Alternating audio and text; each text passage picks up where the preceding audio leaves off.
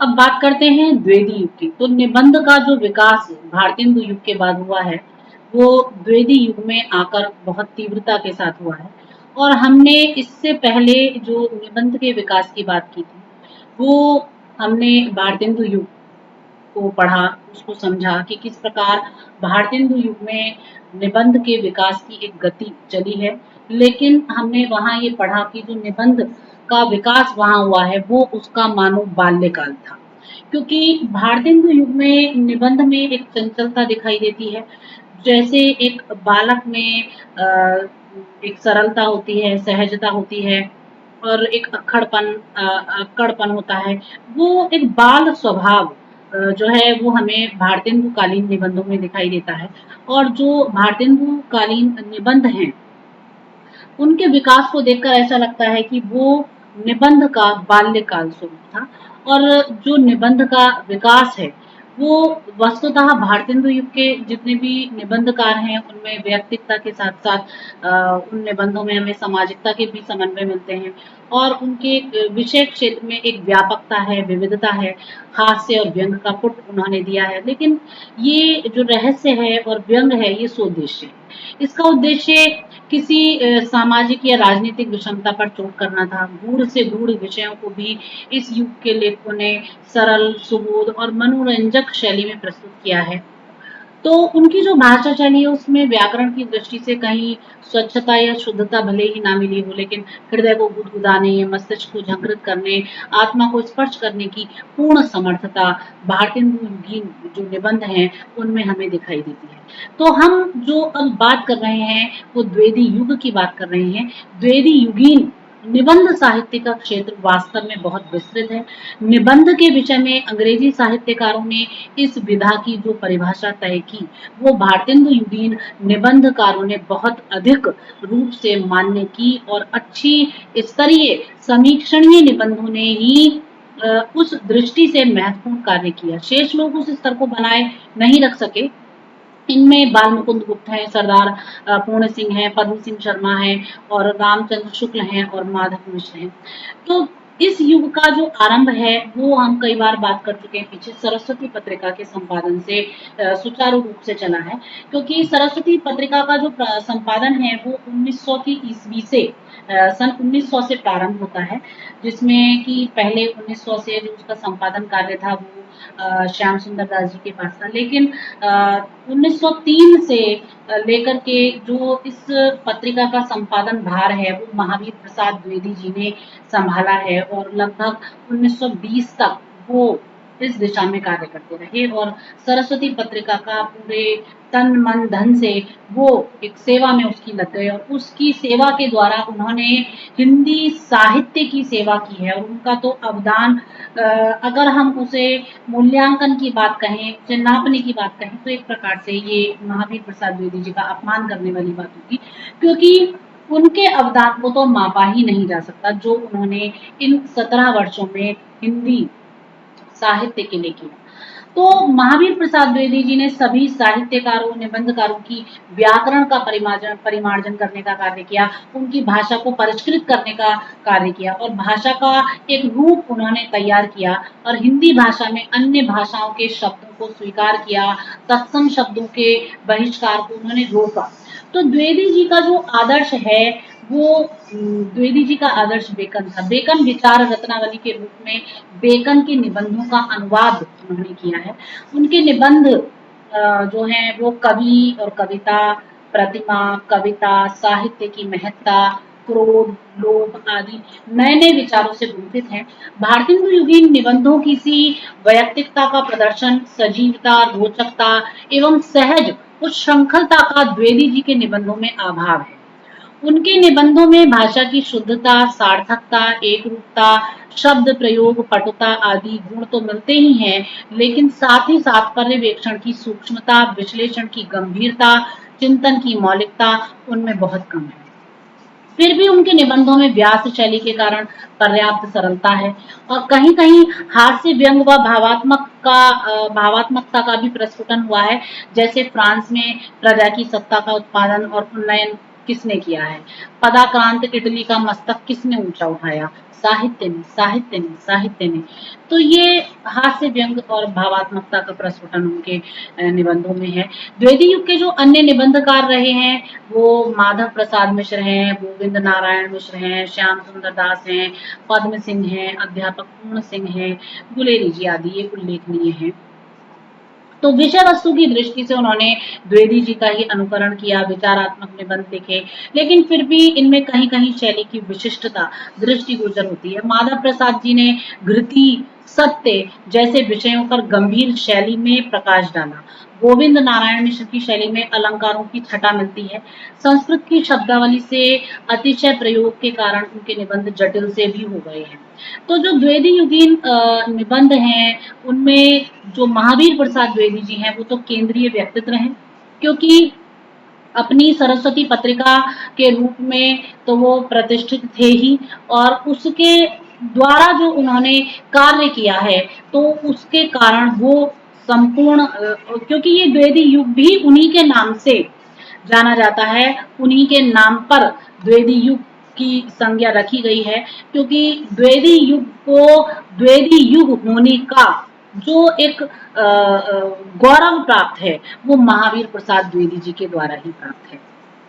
तो उनके व्यक्तित्व की जो प्रतिष्ठा है वो वास्तव में देखते ही बनती है। नामकरण उन्हीं के नाम पर है और पत्रिका का संपादन उन्होंने किया। एक प्रकार से उन्होंने युग निर्माण में एक सम्यक भूमिका निभाई है। द्विवेदी युग 20वीं शताब्दी के आरंभिक कालखंड के रूप में जाना जाता है। सन 1900 से 1920 तक का जो समय है, कालखंड है, वो द्विवेदी युग के रूप में जाना जाता है। और द्विवेदी जी के व्यक्तित्व की बहुआयामी शक्तियों का जो परिचय है वो हिंदी जगत को इस युग में प्राप्त हुआ। भारतीय राजनीतिक क्षितिज पर अब तक राष्ट्रीय कांग्रेस की सुदृढ़ पताका फहराने लगी थी। 20वीं शताब्दी के प्रारंभ में उसकी बागडोर तिलक के हाथों में आ गई। तिलक ने बाल गंगाधर तिलक ने स्वराज हमारा जन्म सिद्ध अधिकार है इसका उद्घोष किया और पूर्ण स्वराज की मांग को महत्व दिया। संपूर्ण देश स्वतंत्रता प्राप्ति के लिए उद्वेलित हो रहा था और इसी युग में महात्मा गांधी का प्रवेश भारतीय राजनीति में होता है। गांधी के प्रभाव से सामाजिक, आर्थिक, धार्मिक आदि सभी क्षेत्रों में एक नई चेतना का सूत्रपात होता है और ग्राम स्वराज की धारणा के साथ जाति पाति उन्मीलन, सर्वधर्म समन्वय की भावना का उदय हुआ। विभिन्न धार्मिक जागरणों ने पुनरुत्थान की भूमिका को प्रशस्त किया। एक नई सामाजिक संरचना की भावना संपूर्ण देश में उदित हुई। संयम, त्याग और धैर्य, दृढ़ता, प्रेम, इन सबको आधार बनाकर एक राष्ट्र प्रेम की और राष्ट्र भक्ति की प्रतिष्ठापना इस युग में हुई, जो कि प्रशंसनीय रही। तो जो ये स्वरूप है,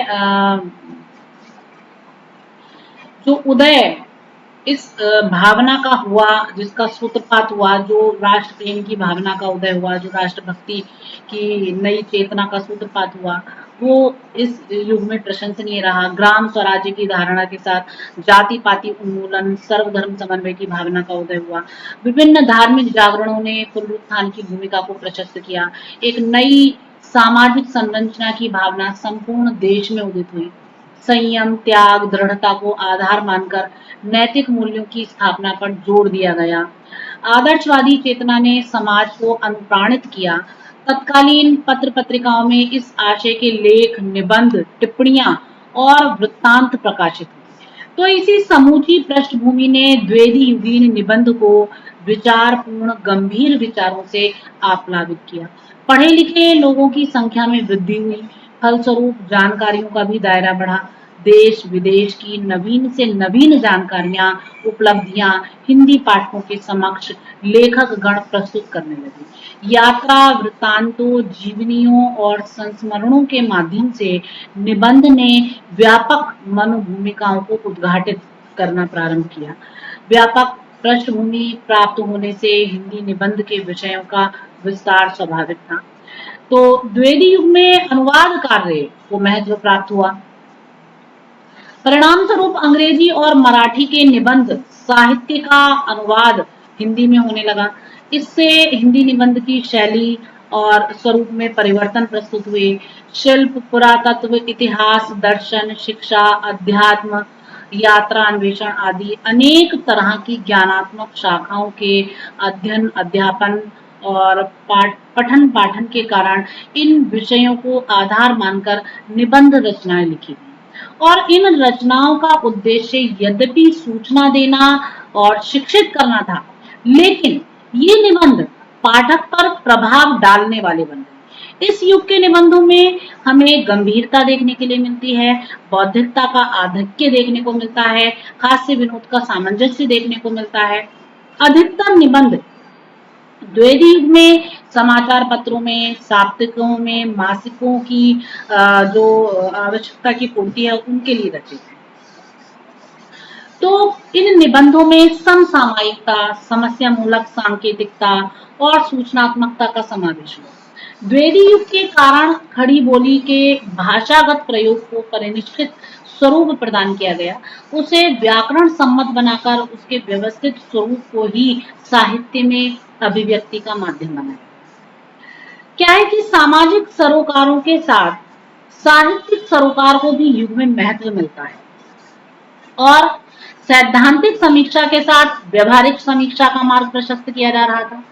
तो इस युग में के जो निबंधकार हैं उनमें महावीर प्रसाद द्विवेदी, पंडित माधव प्रसाद मिश्र, पंडित गोविंद नारायण मिश्र, पंडित चंद्रधर शर्मा गुलेरी और अध्यापक पूर्ण सिंह ने अपनी विशिष्टता से हिंदी निबंध को न केवल पुष्ट किया अपितु उसे नवीन संभावनाओं से भी मंडित किया। मिश्र जी के निबंधों में देश प्रेम, सामाजिक धार्मिक जीवन के प्रति अटूट श्रद्धा और आस्था मिलती है। गुलेरी जी ने अपने निबंधों के माध्यम से विचार और शैली के क्षेत्र में अभिनव प्रदर्शन किया। गुलेरी जी के पास प्रगतिशील तत्वों के साथ साथ सांस्कृतिक चेतना का गहरा बोध हमें देखने को मिलता है और मार्मिक व्यंग की शैली दृष्टि भी देखने को मिलती है। सरदार पूर्ण सिंह ने निबंध के लालित्य को विकसित किया। मानवतावादी विचारधारा को लेकर भावुक प्रतिक्रियाएं उनके निबंधों में प्राप्त हो जाती हैं। भाषा में प्रवाह, गति, लय जैसे जो तत्व हैं उनका समावेश, भाषा की सजीवता और भाषा का सौंदर्य इनके निबंधों में प्रकट होता है।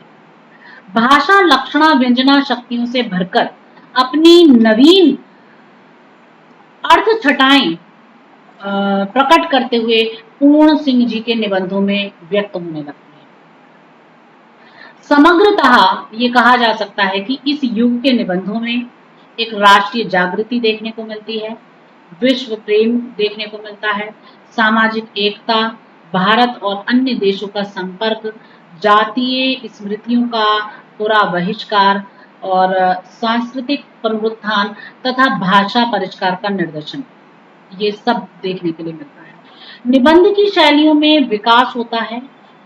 भारतेंदु युग की अपेक्षा इस युग में हास्य व्यंग शैली का प्रयोग कम हुआ है। गंभीर बौद्धिकता प्रखर हुई है। निबंधों का प्रचार प्रसार बौद्धिक क्षेत्र तक ही रह गया है। साधारण पाठक वर्ग से निबंध दूर होने लगा। एक तरह से द्विवेदी युग में निबंध का जो अभिजात्य स्वरूप निर्मित किया गया उसने निबंध के पाठक समुदाय को सीमित करना प्रारंभ कर दिया। भाषा और शैली की दृष्टि से निबंध साहित्य इस युग में एक स्तर को धारण करता है, स्तरीय रूप धारण करता है। और जो द्विवेदी युग है इस युग में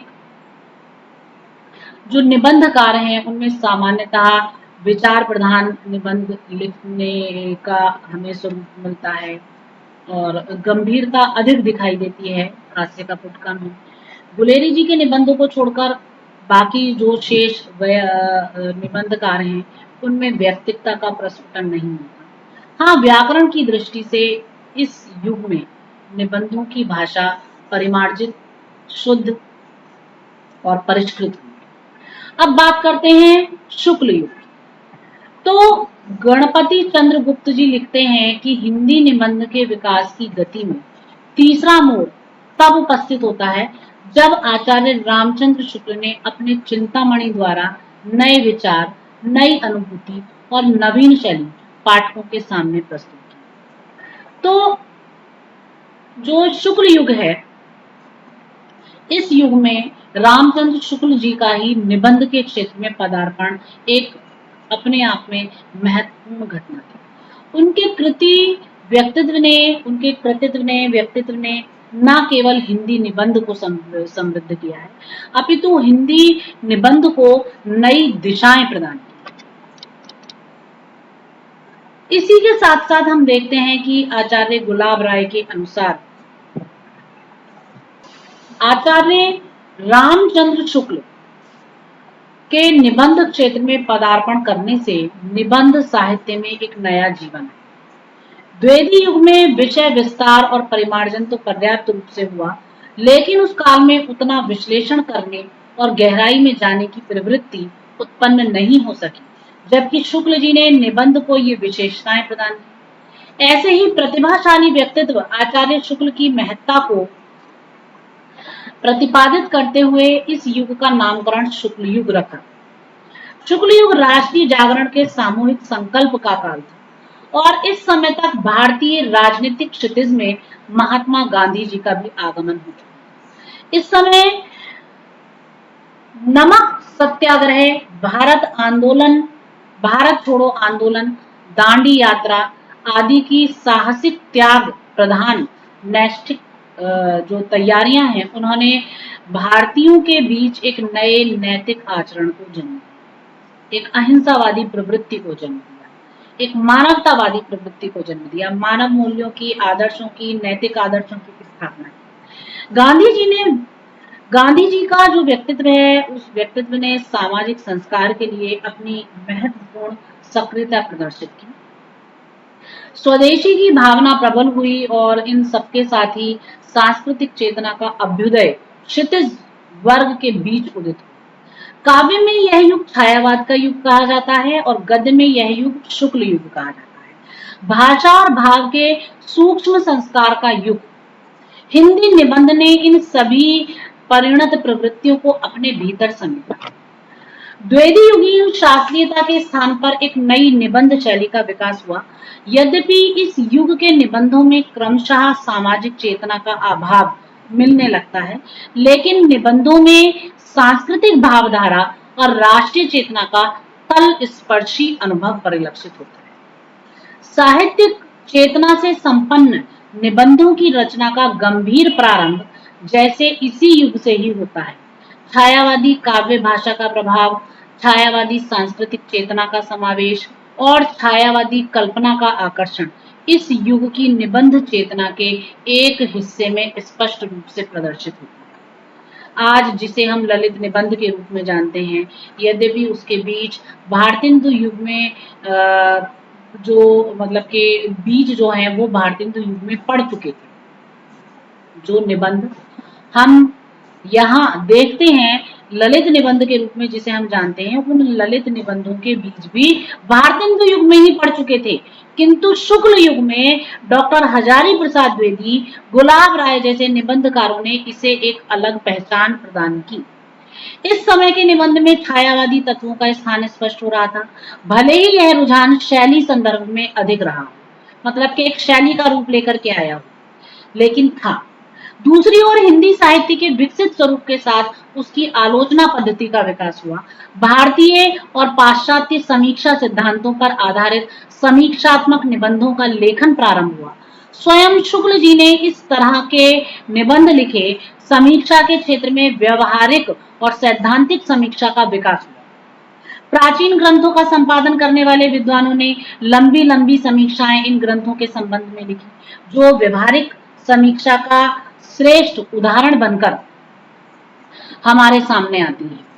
शुक्ल जी ने अपने मनोविकार संबंधी निबंधों के लेखन के माध्यम से मनोवैज्ञानिक निबंधों की भूमिका को प्रशस्त किया। यद्यपि शुक्ल जी को ये मनोविकार संबंधी निबंध उनकी समीक्षात्मक दृष्टि का विकास और उस दृष्टि के गहराई को ही प्रदर्शित करते हैं, व्यक्ति व्यंजकता से परिपूर्ण ये निबंध निश्चित ही निबंध के क्षेत्र में एक नई हलचल प्रारंभ कर रही है।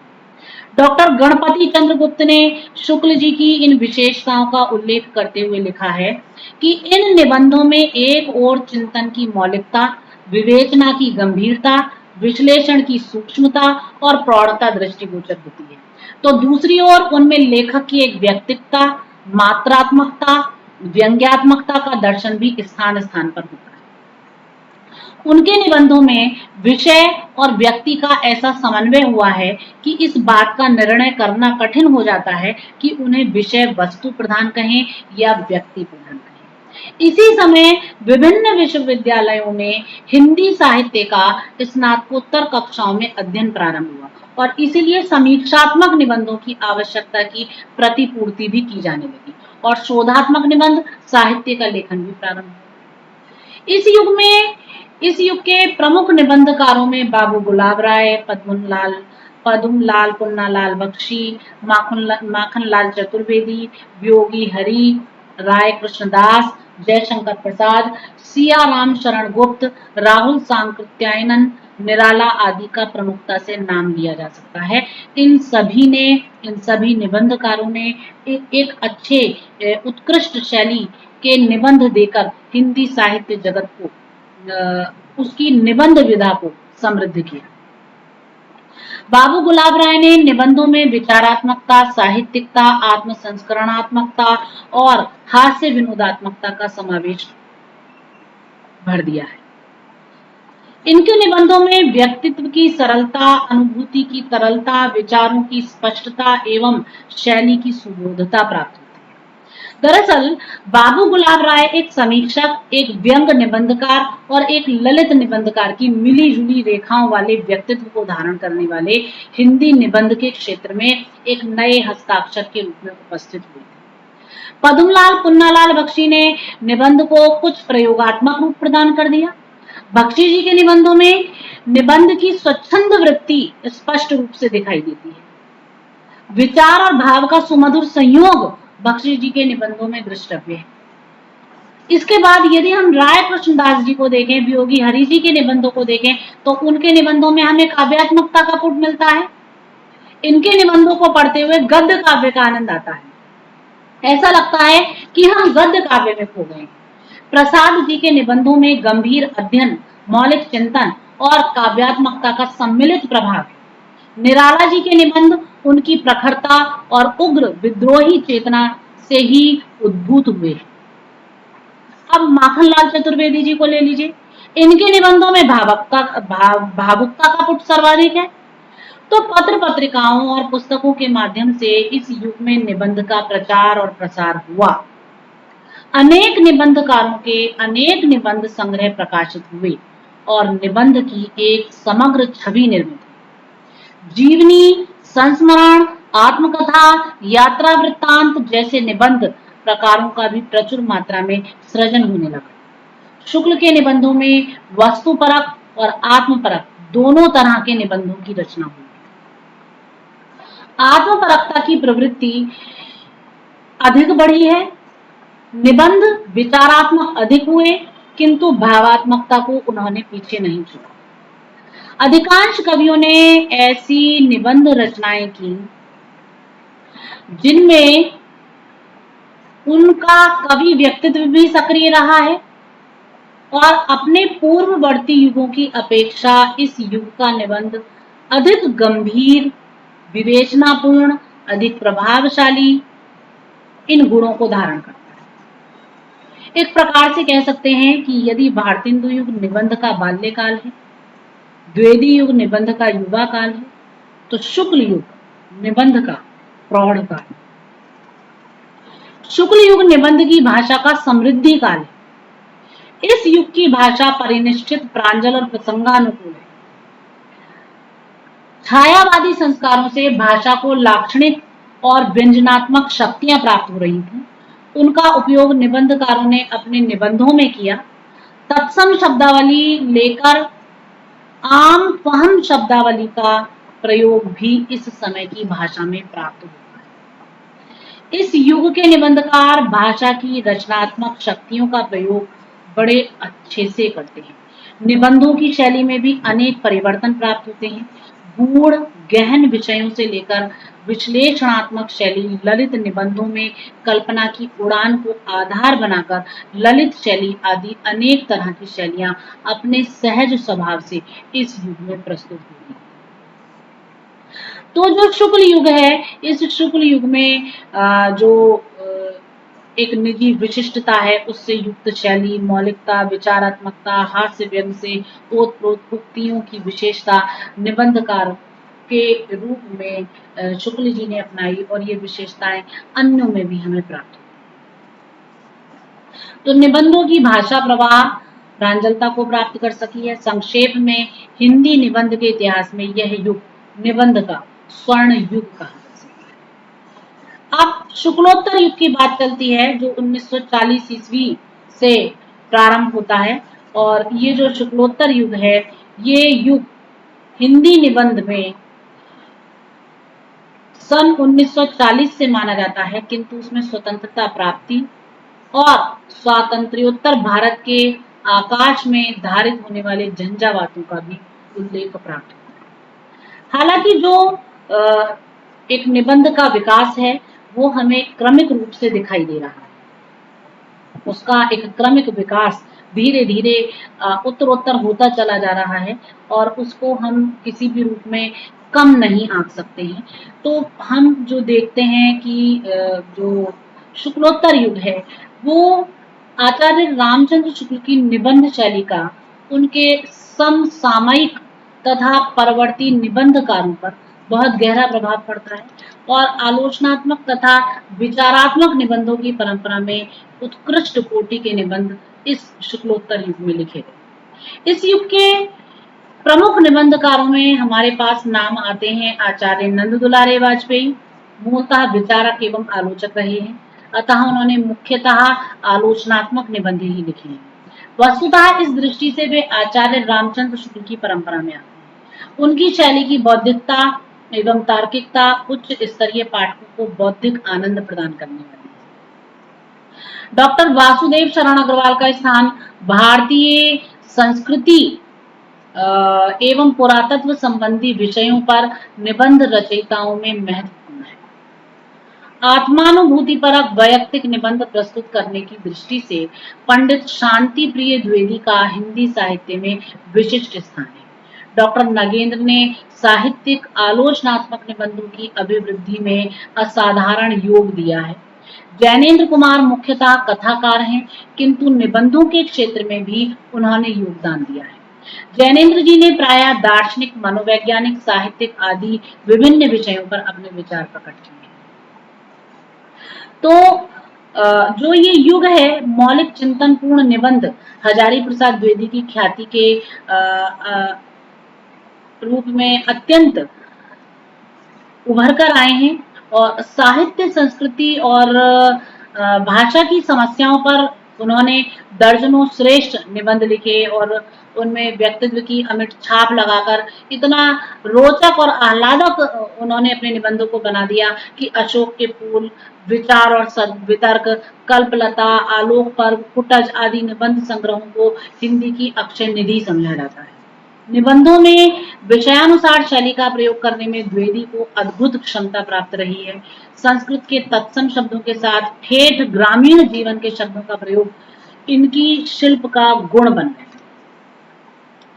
सांस्कृतिक तथा समीक्षात्मक निबंधों में द्विवेदी जी विषय की पृष्ठभूमि को स्पर्श करके चलते हैं।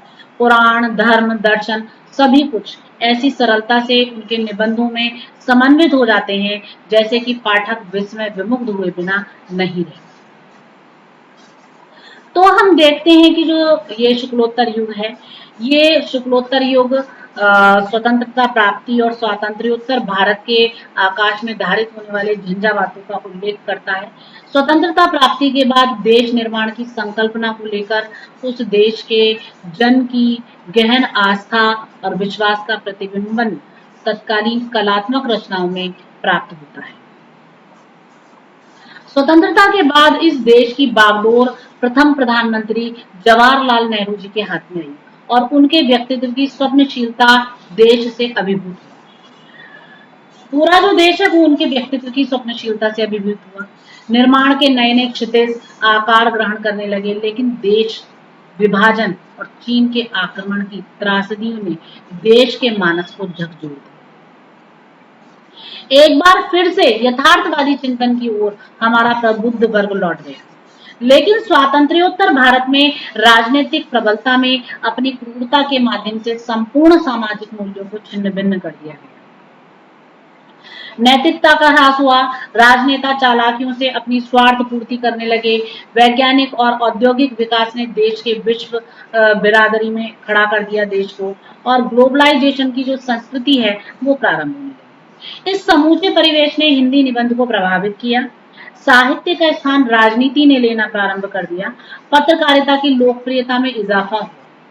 1970 तक जिन साहित्यिक पत्रिकाओं के माध्यम से हिंदी निबंध के विकसित चेतना को प्रस्तुत किया जाता था, उन पत्रिकाओं में कल्पना, धर्मयुग, साप्ताहिक हिंदुस्तान, राष्ट्रवाणी आदि पत्रिकाएं प्रमुख थीं। किंतु 9वें दशक के आते आते ये साहित्यिक पत्रिकाएं या तो बंद हो गईं या फिर इन्होंने राजनीतिक रिपोर्ट को छापना प्रारंभ कर दिया।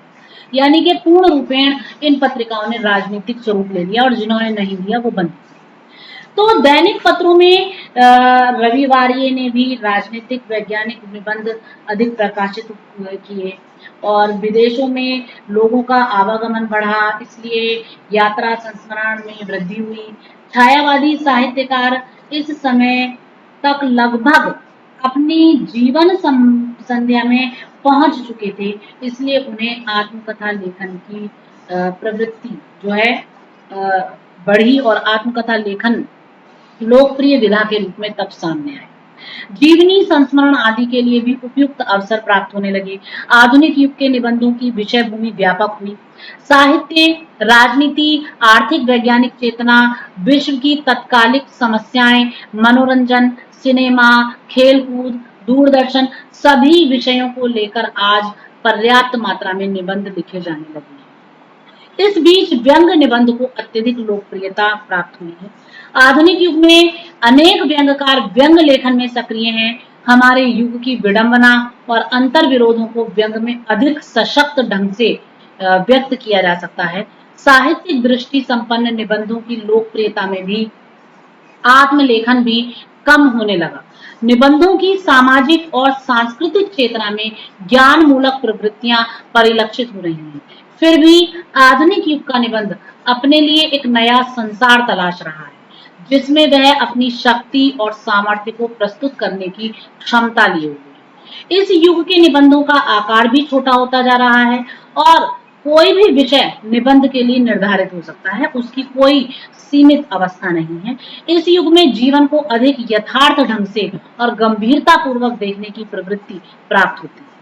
इस युग में मूलतः विचार प्रधान गद्य गीतात्मक, प्रतीकात्मक, भावात्मक, मनोवैज्ञानिकात्मक, संस्मरणात्मक, वर्णन प्रधान और व्यंग्यात्मक और हास्य प्रधान निबंध लिखे। बोलचाल की भाषा के रूप में तद्भव और देशी शब्दों का प्रचुर प्रयोग इस युग के निबंधों की प्रमुख विशेषता है।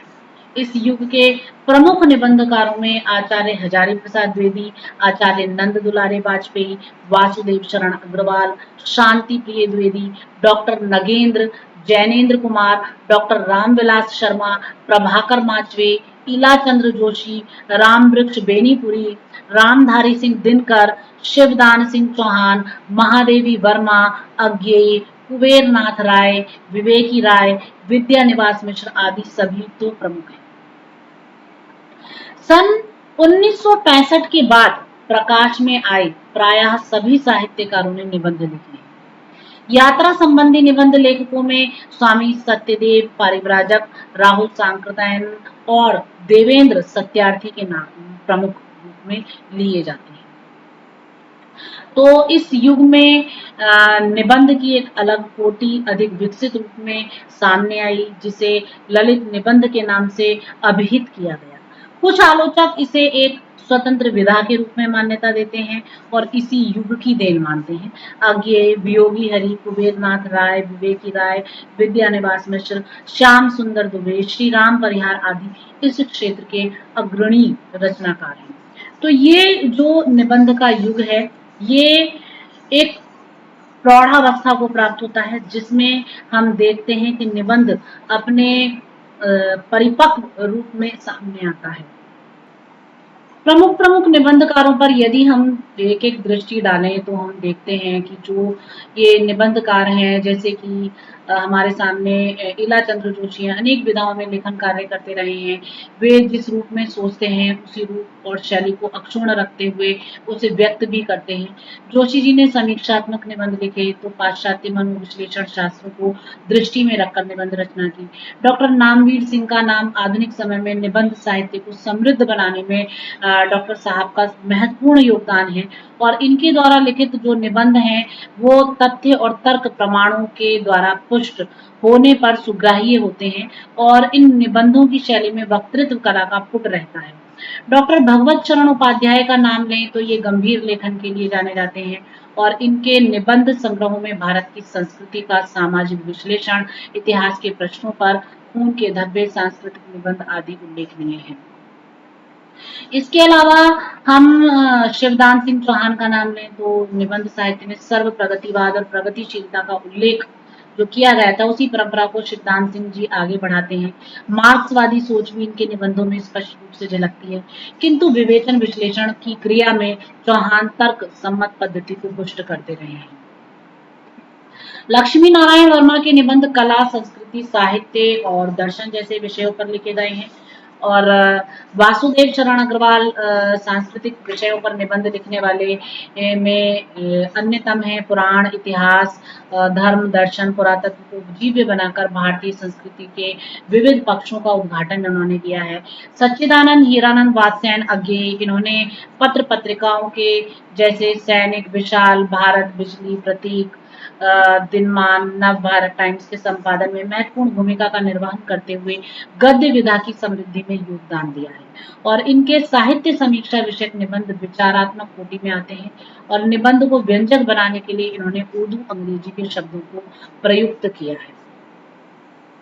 तो इस प्रकार हम देखते हैं कि जो निबंधों का ये एक युग है, शुक्लोत्तर युग है, ये साहित्य, संस्कृति और भाषा की समस्याओं पर दर्जनों श्रेष्ठ निबंधों को अपने अंदर समेटे हुए है और इस युग में बहुत सारे ऐसे निबंध लिखे गए हैं जिन्होंने भाषा को और हिंदी गद्य की निबंध विधा को चमत्कृत करके छोड़ दिया है ना। तो जो मतलब कि ये युग रहा है, निबंध की विकास यात्रा के पड़ाव को स्पष्ट रूप से इस युग में देखा जा सकता है। हालांकि हम प्रारंभ से लें तो निबंध की विकास यात्रा में कई पड़ाव आए और निबंध विधा ने उन सभी को पार किया। निबंध आज की स्थिति तक पहुंचा। आज निबंध साहित्य का समृद्ध इतिहास तैयार कर रहा है और रामचंद्र शुक्ल के युग में जिस प्रकार आलोचनात्मक तथा विचारात्मक निबंधों की परंपरा उत्कृष्ट कोटि के निबंध के रूप में सामने आई, उसी विकास क्रम में जो आधुनिक युग है, ये वर्तमान युग है, इसमें भी उच्च कोटि के निबंधों की रचना हुई है। तो निबंधों के प्रादुर्भाव से आज विषयानुसार कई प्रकार के निबंध लिखे गए हैं जो कि आलोचनात्मक हैं, विचारात्मक हैं, ललित निबंध हैं, सांस्कृतिक हैं, साहित्यिक हैं, समीक्षात्मक हैं, वर्णनात्मक हैं, वैयक्तिक हैं, व्यंग्यात्मक हैं। तो इन रूपों में ये सारे के सारे निबंध जाने जाते हैं। तो कुल मिलाकर हमने इस ब्लॉक में जो पूरा प्रारंभ से अब तक देखा है, अगर हम उस पर दृष्टिपात करें तो हमने संपूर्ण निबंध जो विधा है उस पर इस ब्लॉक में कार्य किया। इस ब्लॉक में हमने निबंध को स्वरूप को समझा, उसके अर्थ को समझा, उसके परिभाषाओं को सुना और इसी के साथ साथ हमने इस ब्लॉक में जो निबंध का एक उदय है, एक आरंभ है, एक स्वरूप है, उसको समझा। इसी के साथ साथ निबंध के विकास क्रम में हमने जो हमारा भारतेंदु युग से लेकर के वर्तमान काल तक का एक विभाजन है और इस युग में जिस प्रकार से निबंध एक क्रम के रूप में अग्रसर हुआ है, भारतेंदु युग में हमें निबंध का बाल्य स्वरूप मिलता है, द्विवेदी युग में उसका युवा रूप मिलता है, शुक्ल युग में हमें उसका एक प्रौढ़ रूप मिलता है और जो शुक्लोत्तर युग है यहाँ तक आते आते निबंध का परिपक्व स्वरूप मिलता है और आज की दृष्टि में भी एक उत्कृष्ट शैली में निबंधों की रचना हो रही है और लेखक जो निबंधकार हैं वो कर रहे हैं। एक चीज हमने इसमें ये और समझी इस ब्लॉक में कि हमारी जो अन्य विधाएं हैं उनका सृजन करना इतना दुरूह नहीं है, इतना कठिन नहीं है जितना दुर्लभ निबंध विधा का सृजन है, क्योंकि जो एक निबंधकार है वो समस्त विधाओं का पारखी होगा, साहित्य की हर क्षेत्र से वह युक्त होगा और उस हर क्षेत्र हर धरातल पर उसने अपने आप को अवस्थित किया होगा, तभी एक उत्कृष्ट शैली का निबंध सृजन वह कर सकता है, क्योंकि निबंध का सृजन करने के लिए उसे समस्त जो कलाएं हैं जो विधाएं हैं उनका एक पुट अपने निबंधों में समेटना पड़ता है। तो क्योंकि निबंध का जो धरातल है वो बहुत अधिक व्यापक है, उस निबंध के धरातल को आप जो है सीमित अवस्था में नहीं देख सकते। हर विधा में एक सीमा है लेकिन निबंध विधा में सीमा नहीं है। वो भले ही छोटे कलेवर के रूप में सामने आता है लेकिन उसके एक एक शब्द में वाक्य को गूंथा जाता है, एक एक वाक्य में एक एक पैराग्राफ को गूंथ दिया जाता है और उसके एक एक पैराग्राफ में पूरे के पूरे जो भावों का एक हुजूम है उसे उसमें पिरोया जाता है। एक प्रकार से आप संक्षेप में कह सकते हैं कि निबंध जो है वो गागर में सागर भरने की कला है। आप इतना काव्य में गागर में सागर नहीं भर सकते जितना कि निबंध में गागर में सागर भरा जाता है। तो जो एक निबंध की उत्कृष्टता है वो अपने आप में समस्त विधाओं में सर्वोपरि है और इसलिए कहा गया है कि जो निबंध है वो गद्यकारों की कसौटी, गद्यकारों के वैशिष्ट्य को मापने की कसौटी निबंध विधा है। हिंदी निबंध विधा को सृजित करने वाला जो निबंधकार है वो अपने आप में एक उच्च व्यक्तित्व का धनी होगा, तभी वो इस विधा में उत्कृष्टता को प्राप्त कर सकता है। तो ये यहाँ पर आकर आपका जो फिफ्थ ब्लॉक है वो परिपूर्ण होता है। धन्यवाद।